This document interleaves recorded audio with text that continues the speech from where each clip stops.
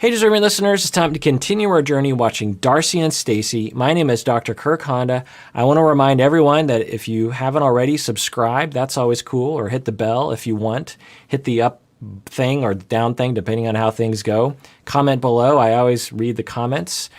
Sometimes I, reply to people and respond to people.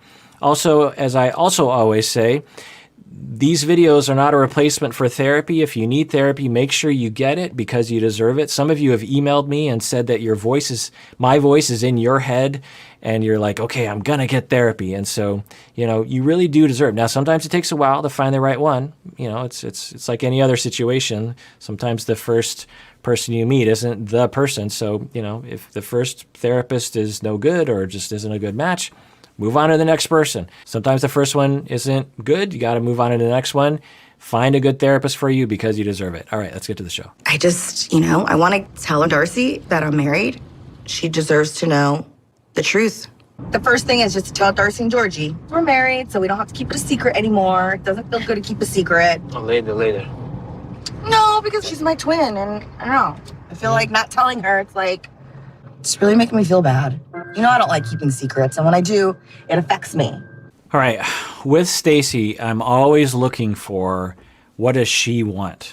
As you know, if you've watched me watch the show, I'm always looking for an indication of what does Stacey want and does she know what she wants? Because until we know that, it's hard to know if she's just reacting to what she thinks other people want from her or if she's operating, at least at times, from her own needs.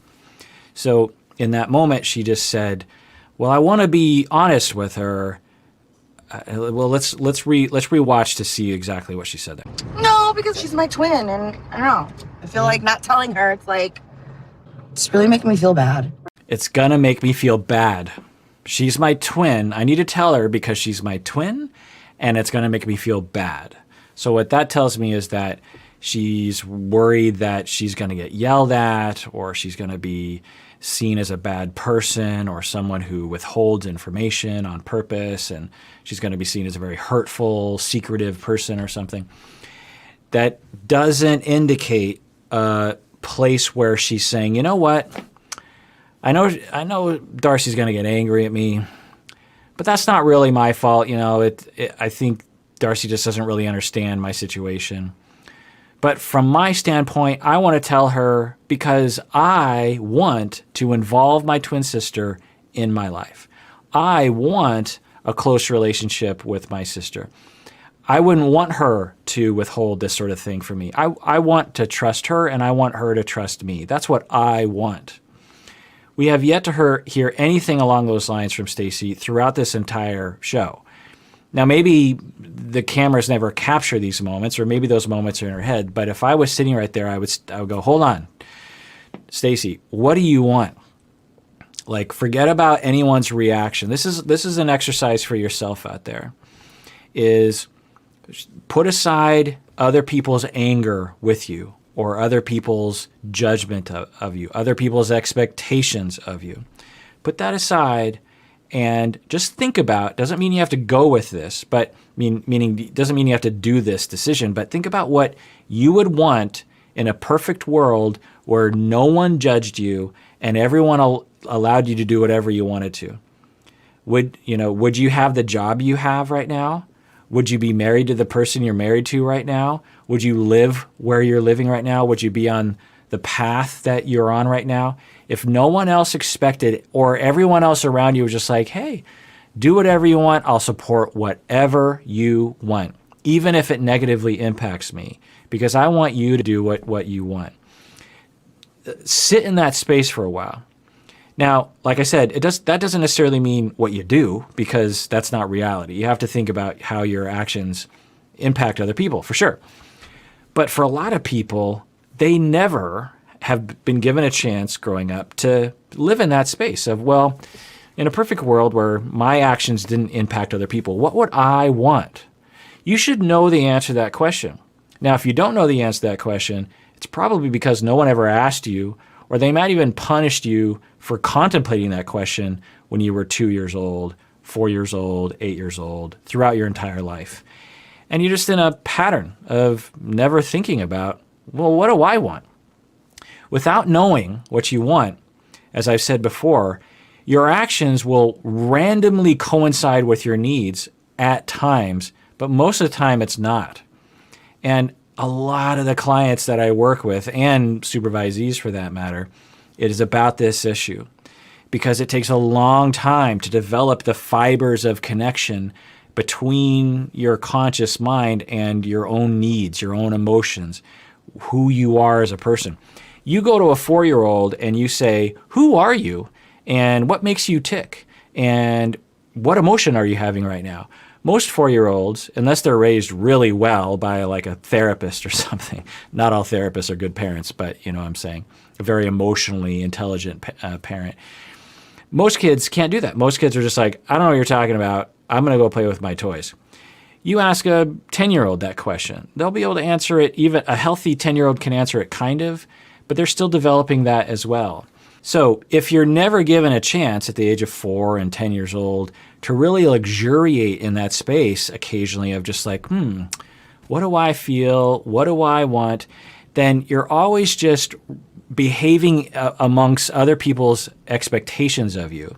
And every once in a while, like a broken clock is right twice a day, every once in a while, your actions, because you're, okay, what do other people want for my career? Well, my dad wants me to do this, so I'm going to do that.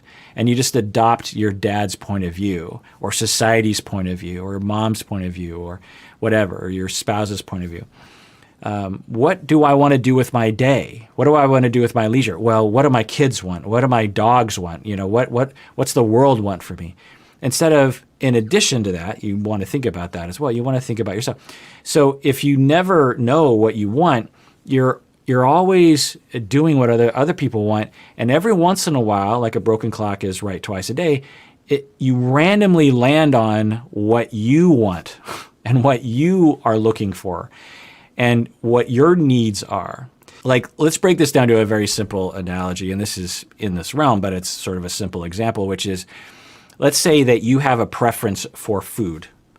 You like things to be potato-based and salty and lots of ketchup and, broccoli. You love broccoli and you like salads and cucumbers and cheesy stuff. I'm just rattling stuff off that I'm thinking is in my fridge right now. But anyway, you have a certain preference and you don't like green peppers and hot spicy things and super bitter thing. You have preferences, and that's in there. You have food preferences, but you're not in connection with those preferences because no one ever asked you what you wanted, and you never got a chance to get in touch with, what do I want? The wants are down there. The needs are down there. There's a little voice inside of you that's like, I want salty, cheesy potatoes. I don't want, peppers. And they're down there. Those voices are down there. But you're not in connection with it because you were never given a chance to get in connection with it. And then you're 25, 35 years old, and someone says, what do you want to have for dinner tonight? And you're thinking, well, what do you want to have for dinner tonight? And the person's like, well, I don't know. What do you want? Well, I don't know. What do you want? And then you just sort of stare at the fridge and you make a choice.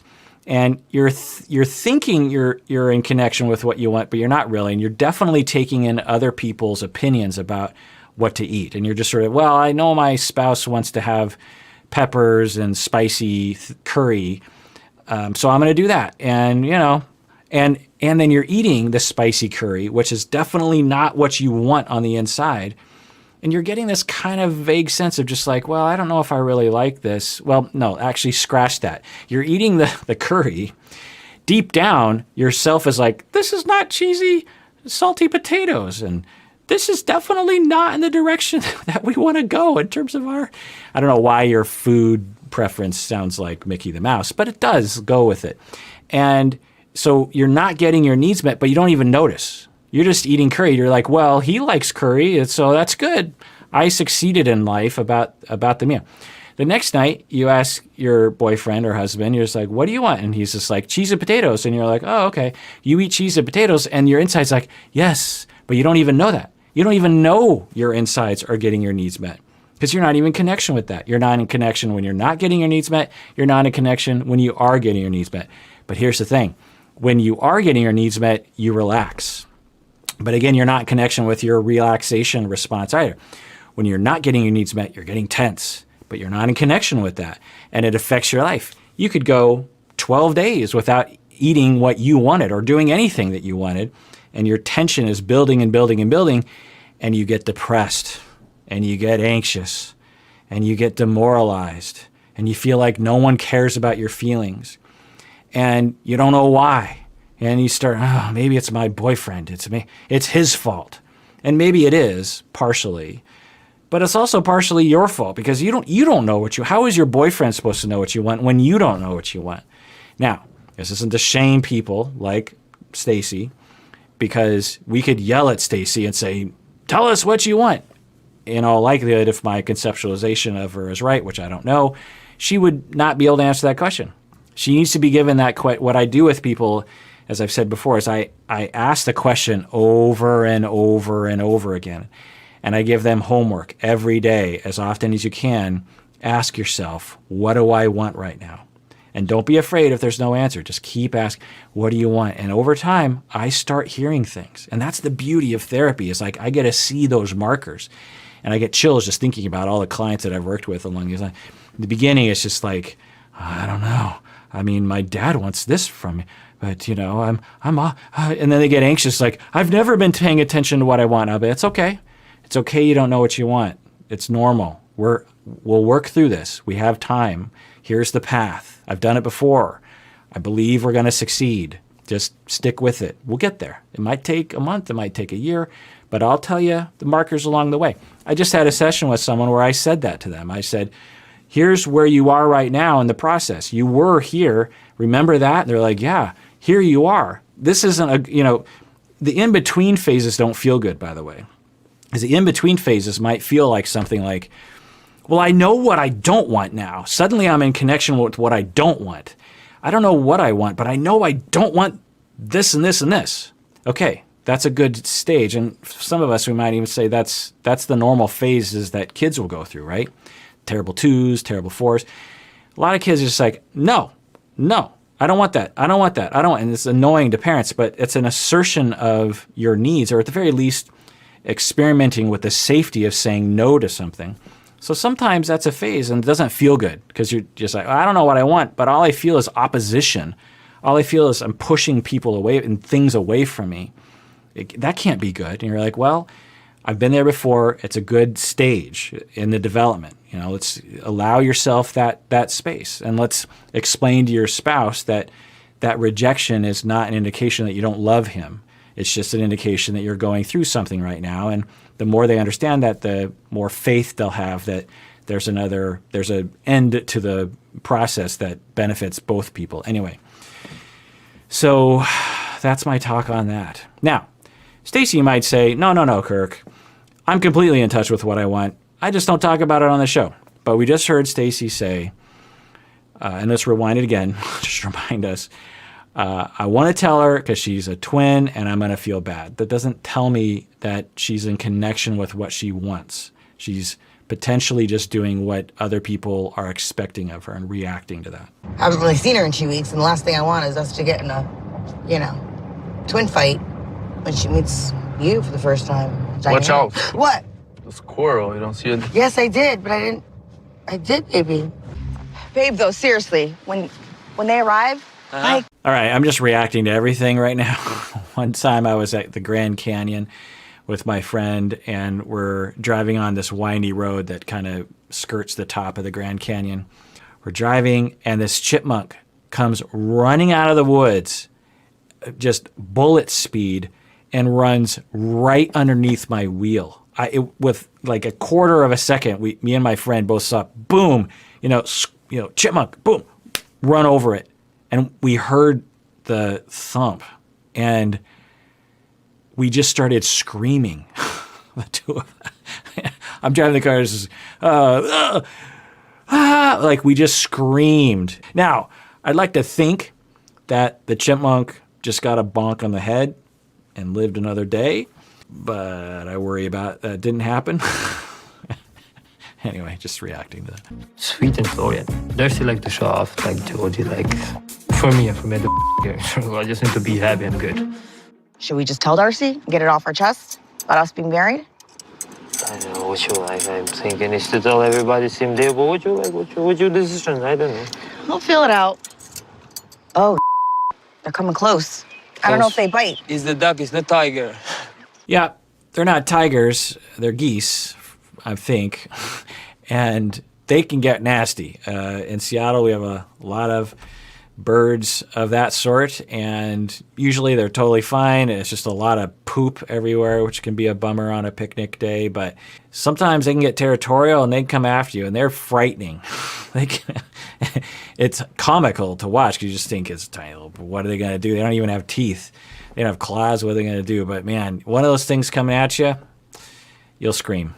All right, well, that does it for that episode in which I watched Darcey and Stacey and react to it. Hope it was interesting, entertaining, educational, enjoyable, pass the time. I hope it was all the things you wanted it to be and more. I'm kind of a pleaser if you can't tell. And everyone out there, please take care of yourself because you deserve it. You really, really do.